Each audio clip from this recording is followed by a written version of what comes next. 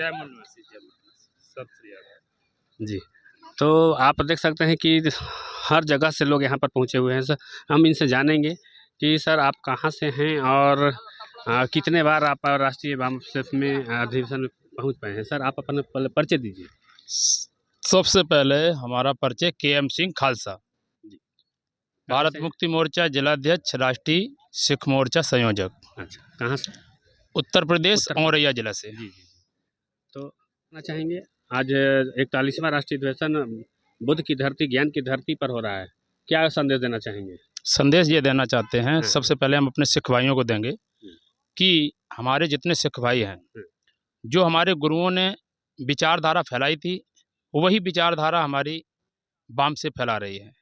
हाँ, गुरुओं ने किसी का अपमान नहीं किया है, सबका सम्मान किया है और मनवादी और ब्राह्मणवादी विचारधारा का विरोध किया है, और वही ब्राह्मणों का विरोध हमारी वामसेप भी कर रही है। SC ST OBC को ऊपर उठाने का काम कर रही है। गुरुओं ने भी उठाया है, नीचे गीदड़ से शेर बनाया है, चिड़िया नाल बाज लड़ाया, तो वही वामसेप कर रही है। इसीलिए मैं वामसेप का सपोर्ट कर रहा हूँ और अपने सिख भाइयों से कहूँगा कि जाना जाना बड़ा संगठन है, इसमें जुड़ने का काम करें।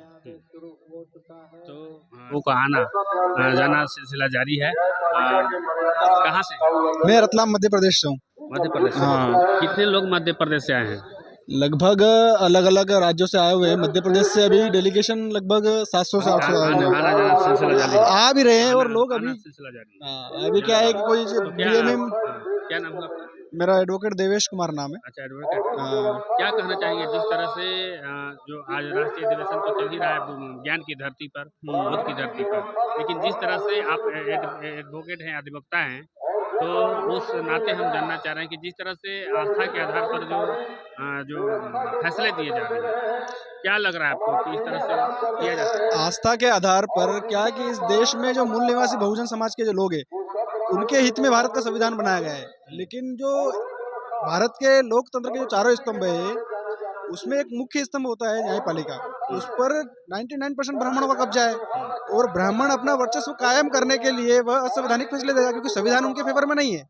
संविधान यहाँ के मूल निवासियों के फेवर में है, तो इनको गुलाम बनाए रखने के लिए वो अंधविश्वास और पाखंड और श्रद्धा जैसी बात करेंगे, तो वो इसके आधार पर फैसले दे।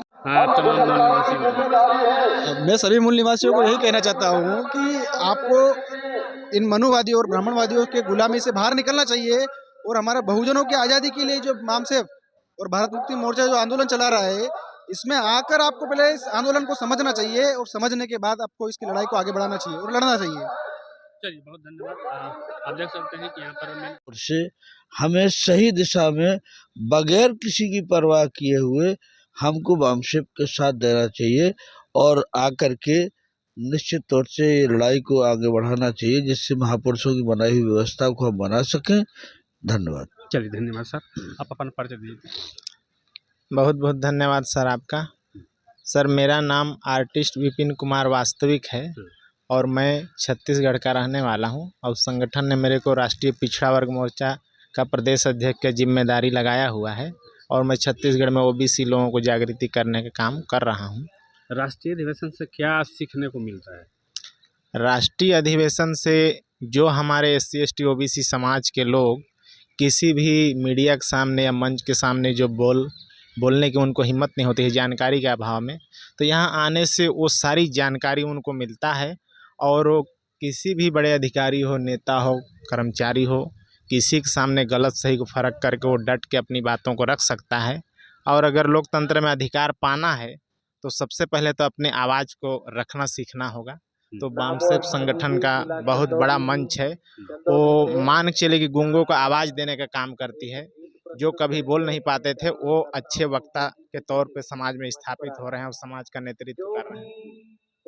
तो यहाँ बिहार की धरती, ज्ञान की धरती बुद्ध गया में आज 41वां राष्ट्रीय अधिवेशन का आज प्रथम सत्र है।